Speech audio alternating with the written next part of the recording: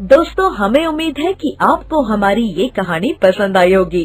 कृपया हमारे चैनल को सब्सक्राइब करें और सभी अपडेट्स के लिए बेल आइकन जरूर दबाएं। और हाँ, वीडियो लाइक और शेयर करना मत भूलिएगा। Bye bye. ये कहानी है लक्ष्मी की, जो सेठ बलदेव सहानी के घर की लक्ष्मी थी। लक्ष्मी के 3 भाई थे, जो गांव के साहूकार थे।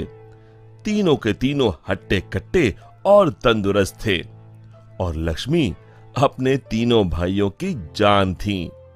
जब लक्ष्मी 18 वर्ष की हुई तो सेठ जी ने लक्ष्मी के विवाह के लिए घर में पंडित जी को बुलाया।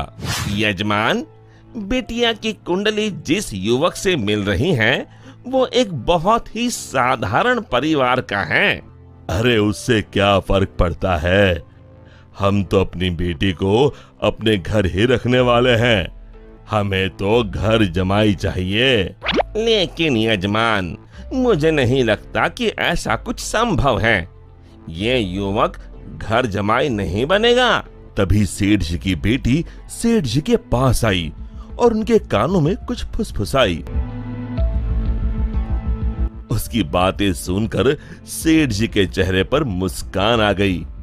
ठीक है पंडित जी, आप शादी की बात आगे बढ़ाइए। और फिर कुछ महीनों में लक्ष्मी की शादी एक बहुत ही साधारण युवक विमल से हुई। शुरू में दोनों की अच्छी बन रही थी और विमल की मां सरिता भी बहुत खुश थी। एक दिन सोते वक्त लक्ष्मी ने विमल से बात की। ना इस घर में ढंग का सोफा है, ना गद्देदार पलंग और ना ही टीवी। ए जी, आप मेरे साथ मेरे पापा के घर चलिए ना, वहाँ सब कुछ है। नहीं लक्ष्मी, अब यही तुम्हारा घर है, तुम्हें इसी घर में रहने की आदत डालनी होगी। उस दिन के बाद लक्ष्मी हर छोटी छोटी बातों पे विमल से झगड़ा किया करती। उनके बीच बात इतनी बिगड़ गई कि अब लक्ष्मी कभी बेलन तो कभी बर्तन फेंक फेंक कर विमल को मारती। विमल बेटा, ये क्या है? तुम दोनों ऐसे लड़ क्यों रहे हो? माँ, ये रट लगाए बैठी है कि मैं भी इसके साथ इसके बाप के घर में जाकर रहूं, घर जमाई बनकर। भला मैं ये कैसे कर सकता हूँ? और इसीलिए हमारी रोज अनबन होती है। एक काम कर, तू उसे अच्छे से समझा कि अब यही उसका घर है। अगले दिन फिर से लक्ष्मी विमल को अपने घर चलने के लिए जोर डालने लगी। आप मेरे साथ मेरे घर चलिए। आपको यहाँ गरीबों की तरह जीने की कोई जरूरत नहीं है। मेरे पापा के पास सब कुछ है। मैंने तुम्हें कितनी बार बोला है, मैं घर जमाई नहीं बनना चाहता हूँ। अगर आप खुद से मेरे साथ नहीं चलोगे तो मैं मेरे भाइयों से बोलकर आपको जबरदस्ती यहाँ से उठवा लूंगी। बहू की ये बात सुनकर सरिता को अपने बेटे की चिंता सताने लगी। इसके तीनों भाई तो इतने शक्तिशाली है, मेरे बेटे का क्या हाल होगा? ये मैंने क्या कर दिया? इससे अच्छा तो किसी गरीब की बेटी ब्याह लाती, कम से कम कोई आफत तो नहीं आती। अब सिर्फ बाबा जी ही मेरी मदद कर सकते हैं। सरिता बहुत दूर एक बाबा जी के पास गई और उन्हें अपनी पूरी दुख भरी दास्तान बताई। अब आप ही बताइए बाबा जी, मैं अपने बेटे को बचाने के लिए क्या कर सकती हूँ? ये ताकतवर इंसान ऐसे ही होते हैं, हमेशा निर्बलों को दबाना चाहते हैं। अब सिर्फ गुफा में रहने वाली डायन ही तुम्हारी मदद कर सकती है। सिर्फ वही तुम्हें ताकतवर बना सकती है, जिससे तुम अपने बेटे को बचा सकती हो। बाबा जी, मुझे ये डायन कहाँ मिलेगी? वो उत्तरी दिशा में मिलेगी, लेकिन उससे मिलने से तुम्हारे प्राण भी संकट में आ सकते हैं। अपने बेटी की जान बचाने के लिए मैं कुछ भी कर सकती हूँ। सरिता उत्तरी दिशा में निकल पड़ी और गुफा तक पहुंचते पहुंचते उसे रात हो गई। कोई है यहाँ? क्या आज एक इंसान यहाँ खुद चलकर आया है? वो भी मेरा खाना बनने। मैं आपसे मिलने आई हूँ। मिलने? मुझसे? हाँ। वो भी खुद चल के? बताओ बताओ क्या बात है? सरिता ने डायन को अपनी कहानी सुनाई।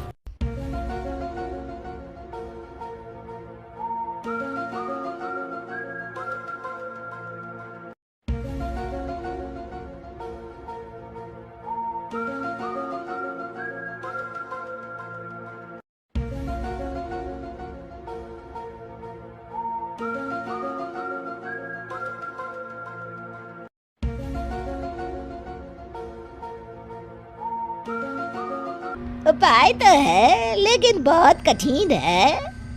मैं अपने बेटे को बचाने के लिए कुछ भी कर लूंगी। तुम्हें मेरा श्राप अपने ऊपर लेना होगा, जिससे मेरी सारी शक्तियाँ तुम में आ जाएंगी।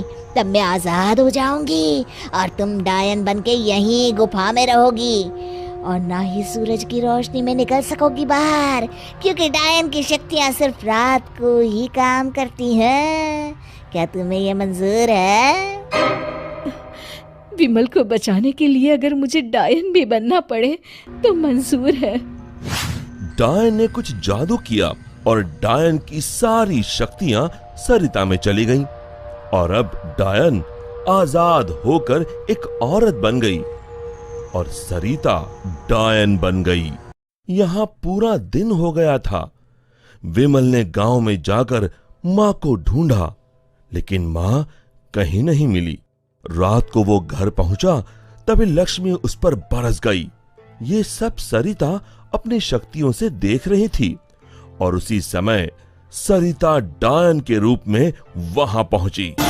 सरिता को डायन के रूप में देखकर उसके पैरों से मानो जमीन खिसक गई। सरिता जोर जोर से हंसने लगी।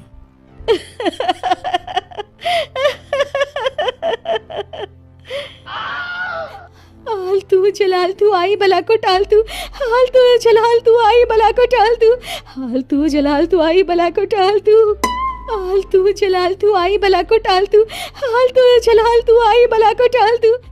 जैसे तैसे रात को लक्ष्मी सो गई और सुबह होते ही अभी अपने भाइयों को बताती हूँ कि आपने मुझे बेलन से मारा। लक्ष्मी दरवाजे से पांव बाहर डाल ही रही थी कि सरिता ने अपने हाथ लंबे कर कर लक्ष्मी के पांव पकड़ लिए। अब तुम इस चौखट के बाहर बिल्कुल नहीं जाओगी। एक बार फिर से लक्ष्मी बेहोश हो गई। अब जब भी लक्ष्मी कुछ बेतुका करने जाती थी, सरिता बीच में आकर अपने बेटे को बचा लेती और बेचारी लक्ष्मी डायन से डरकर घर के कोने में दुबक कर बैठी रहती। हाल तू जलाल तू आई बला को टाल तू, हाल तू जलाल तू आई बला को टाल तू, हाल तू जलाल तू आई बला को टाल तू। विमल दिन रात अपनी माँ को याद करके रोता। तू कहाँ है माँ? कहाँ चली गई मुझे छोड़ के?